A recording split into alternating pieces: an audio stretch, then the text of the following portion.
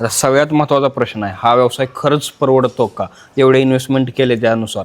साहेब कसं आहे माहिती आहे का, हा परवडतो म्हणून तर आम्ही आता इथपर्यंत पोहोचलोय ना, स्टेप बाय स्टेप. बरोबर. जर परवडत नसतं तर आम्ही दुसरं सेकंड 30 लाखाचं कर्ज काढलंच नसतं आम्ही. हा, यामध्ये गुंतवणूक. हा, बरोबर. तिथंच थांबलो असतो ना आम्ही, परवडत नसतं तर. बरं, आता तुम्ही मुक्त गोठा बांधलाय, तर त्या मुक्त गोठ्यामध्ये ह्या म्हशी सूट होतात का?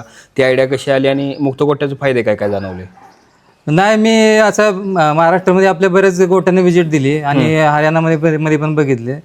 तर जेवढा मुक्त गोठा असेल तेवढा आपल्याला फायदा होतो. म्हणजे बरं. गाभण राहण्यामध्ये, दूध देण्यामध्ये, त्यांचं म्हणजे शरीर व्यवस्थित राहण्यामध्ये, सगळं मध्ये फायदा होतो आपल्याला. बरं. मग त्यामध्ये मला संकल्पना आली आणि मग मुक्त गोठा मी आता 2 वर्ष झालं चालू केलाय मुक्त गोठा. बरं, पण ह्या म्हशी त्या ह्याच्यामध्ये सूट होतात का?